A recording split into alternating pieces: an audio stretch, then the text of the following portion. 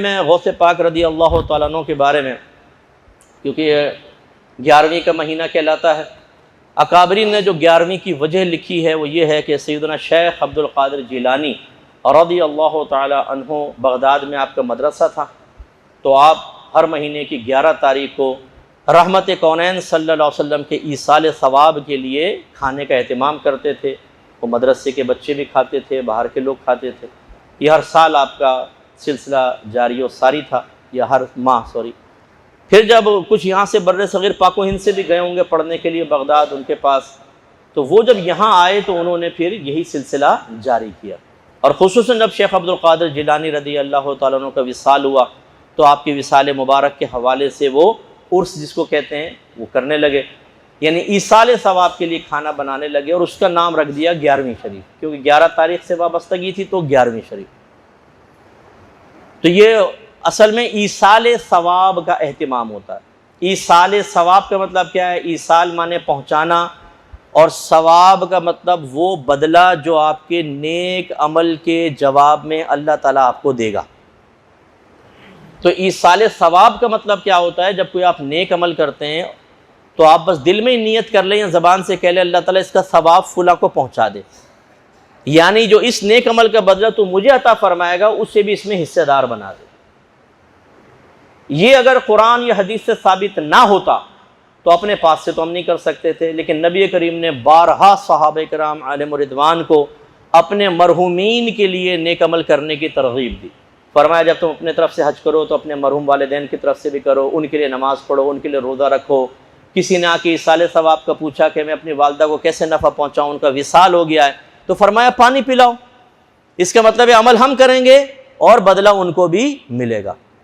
تو جب ہم عام لوگوں کے لیے کرتے ہیں تو اس کو پھر نیاز بھی کہہ دیتے ہیں، کبھی اکثر فاتحہ کہتے ہیں، نہیں فاتحہ خوانی ہو رہی ہے، لیکن جب بزرگوں کے لیے ہوتا ہے تو اس کو نظر اور نیاز سے تعبیر کرتے ہیں کہ بادشاہوں کے دربار میں جو تحفہ پیش کیا جاتا تھا نا تو کہتے تھے حضور کچھ نظر کرنا چاہتا ہوں، نیاز پیش کر رہا ہوں، تو وہ ادباً اس کو، تو یہ جو ہم ایصال ثواب اکابرین کو کرتے ہیں اس کو کہتے ہیں نظر یا نیاز۔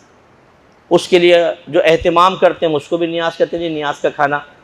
نیاز کا کھانے کا مطلب کیا ہے کہ جو اکابرین کے ایصال ثواب کے لیے کھانا تیار کیا گیا وہ، اور اس میں صحیح سوچ اور فکر یہ ہونی چاہیے کہ آپ کھانا صرف اللہ کے لیے بنائیں، ثواب صرف اللہ دے گا، اس کھانے سے اللہ کا قرب حاصل کرنا ہی مقصود ہو۔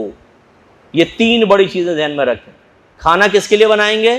اللہ کے لیے، اللہ ہی ثواب دے گا، اللہ کا قرب مقصود ہو۔ ایک نیت بس یہ ہو کہ اللہ تعالیٰ جو تو کچھ عطا فرمائے گا فلاں بزرگ کو پہنچ جائے، بس یہ نہیں کہ میں تو نبی کے لیے عمل کر رہا ہوں، یہ شرک میں چلا جائے گا، یا نبی کے قرب کے لیے نیک عمل کر رہا ہوں، ٹھیک نہیں ہے، یا نبی کریم ثواب دیتے ہیں، غوث پاک ثواب دیتے ہیں، غلط، بدلہ سے ہاں وہ دعا کر سکتے ہیں۔ بعد وفات دعاؤں کا سلسلہ کبھی منقطع نہیں ہوتا۔ رحمت کونین صلی اللہ علیہ وسلم ارشاد فرماتے ہیں کہ اولاد کے اعمال بعض اوقات، میں بعض اوقات کا لفظ کہہ رہا ہوں وہاں نہیں ہے، لیکن ماں باپ کی خدمت میں پیش ہوتے ہیں، اگر وہ اچھے اعمال ہوتے ہیں تو خوش ہوتے ہیں، برے ہوتے ہیں تو ہدایت کی دعا کرتے ہیں۔ ایسے ہی السلام علیکم یا اہل القبور، ہم جا کے سلام کرتے ہیں مردوں کو، یہ دعا ہے۔ سرکار فرماتے ہیں مردہ جواب دیتا ہے لیکن تمہیں اس کا شعور حاصل نہیں، تو یہ وعلیکم السلام یہ بھی دعا ہے، اللہ تعالیٰ آپ پر بھی سلامتی نازل فرمائے، اس لیے سلسلے منقطع نہیں ہوتے۔ تو جب یہ اس طرح کے بڑے مہینے آئیں، آپ ایک کیلنڈر ملتا ہے وہ دیکھ لیجئے، کہیں پر بزرگوں کے وصال کی تاریخ اس میں لکھی ہوئی ہے، موقع ملے، کوئی بڑے اہتمام کی حاجت نہیں ہے، جو گھر میں کھانا پکا ہے نا اسی کو آپ اسی پر کچھ بھی پڑھ کر کچھ بھی کلمات وغیرہ نیت کر لیں، اللہ تعالیٰ اس کا ثواب فلاں بزرگ کو پہنچ جائے، خود کھا لیں، کوئی مسئلہ نہیں۔ اچھا کھانا کیوں رکھتے ہیں سامنے؟ بس یہ تھوڑا سا 1 سیکنڈ آپ کر لیتا ہوں، چند سیکنڈ۔ کھانا سامنے رکھنا یہ صرف نبی کریم صلی اللہ علیہ وسلم کی ایک سنت کی ادائیگی مطلوب ہوتی ہے، مشابہت اختیار کرنا۔ سرکار نے کھانا بڑھانے کے جتنے بھی معجزے دکھائے یا پانی بڑھانے کے وہ سامنے رکھا، کھانے پہ آئیں، دسترخوان پہ بیٹھے ہیں، پھر جو اللہ نے چاہا پڑھا اور فرمایا کھاؤ، تو 4 آدمیوں کا کھانا 1400 کو پورا ہوا، اللہ برکت پیدا کر دی، یہ آپ کا معجزہ تھا۔ تو اس لیے تھوڑا کھانا سامنے رکھ لیتے ہیں کہ چلیں، جیسے نبی کریم نے موعظہ دکھایا اور اس میں برکتیں پیدا ہوئیں، ہم بھی سامنے رکھ کے کچھ قرآن پڑھ لیتے ہیں، اللہ تعالیٰ برکت دے گا۔ پھر آپ اس کو ملائیں، اس میں نہ ملائیں، خود ہی کھا جائیں، برکت دینے والی ذات تو اللہ تعالیٰ کی ہے۔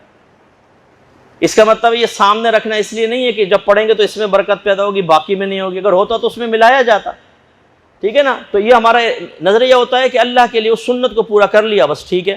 تو اس اچھے نظریے کے ساتھ آپ کریں، اس پر کوئی آبجیکشن کرے وہ مجھے آ کر بتائیے گا، میں اس کا جواب آپ کو یہیں پر اس میں ریکارڈ کرواؤں گا، انشاءاللہ یوٹیوب پر ڈلے گا۔ اس میں کون سی خرابی ہے بتائیں، کس وجہ سے آپ نظر نیاز کو حرام کہہ دیتے ہیں کہ کھانا حرام ہے؟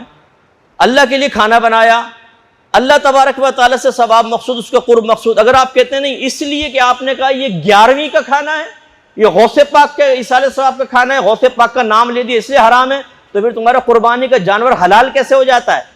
جب پوچھتے ہیں جانور کس کا ہے قربانی کا، کہتے ہیں چودھری صاحب کا، وہ گیا وہ تو جانور غیر اللہ کا نام لے دیا آپ نے۔ یہ کھانا کس کا جی؟ ولیمے کا کھانا ہے، یہ شادی کا کھانا ہے، یہ سالگرہ کا کھانا ہے، یہ بچے کی ٹنڈ ہوئی تھی اس کا کھانا ہے، ٹکلا ہوا تھا، یہ سارے کھانے شرک سے پاک ہیں۔ غوث پاک کا نام لے دیں تو اس میں شرک گھس جائے گا، وہ کھانا حرام ہو جائے گا۔ یار عقل کو بھی ہاتھ لگاؤ کچھ بھائی، کہاں سے یہ خالی اس پہ نام لینے سے حرام ہو جائے گا؟ اللہ تعالیٰ سمجھ کے توفیق عطا فرمائے۔